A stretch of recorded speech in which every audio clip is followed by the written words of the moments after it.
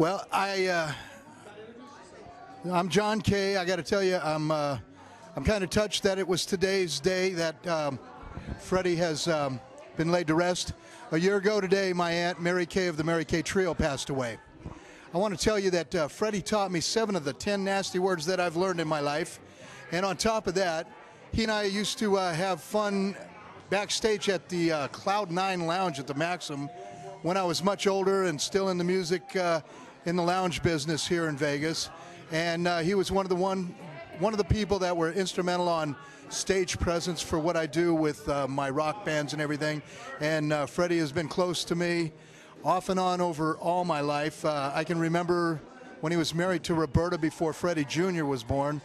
And it's quite a pleasure knowing a man who had so many talents and so multifaceted. And I'm going to deeply miss you, Freddie.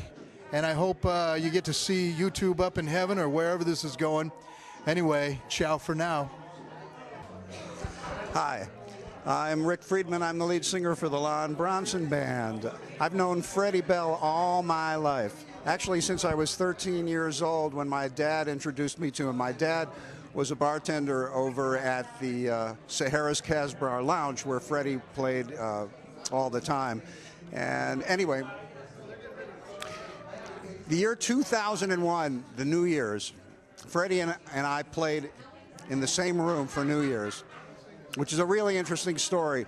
Occasionally I get hired to play Phantom of the Opera with a production company. It's called Dinner with the Phantom, and I get up dressed up with all the makeup and the mask and all that stuff. And we do like 7 or 8 scenes from the play. And we jumped on a plane in Vegas, and there was Freddie and Angela, his wife, flying up there too. So it was kind of interesting. I said, Freddie, what are you doing? He says, well, I'm going up to play a New Year's party up in Reno. And I said, so are we. We'll get together after. Where are you playing? He said, the Pepper Mill. I says, that's where we're playing. So it turned out we were playing the same gig. Only it was all, the place was all decorated like Phantom of the Opera. So he's very funny. He's looking at the place. He says, it looks like a freaking mausoleum. So at any rate, he plays a set, and then we do the Phantom of the Opera thing. And the way it started out, there was a little narration, and then the girl who played Christine and I would walk through the table singing the Phantom of the Opera song.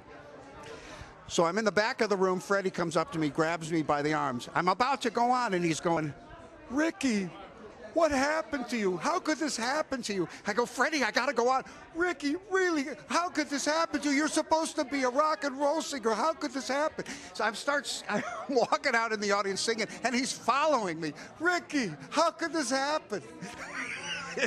Well, as it turned out, after the show we got together, playing in the lounge was Cedro's Armada, another really great lounge act that was playing in the 60s and 70s in Vegas. So we hung out there. Freddie sat in, I sat in with the band, and we did a Freddie hang. It lasted, well, the sun was up before it finally broke up. And Freddie told all the stories of all the stars that he used to hang out with. It was always great to hang out with him. He was such a terrific guy, and I have so many stories. I could take the whole time of your camera up, but I'm not going to do that. All I can say is that Freddie was the last of a great breed of professional entertainers, and they're just not around anymore. And when he left, it's left a great big hole that'll never be filled. You'll be missed. Freddie Bell, greatest entertainer in Las Vegas.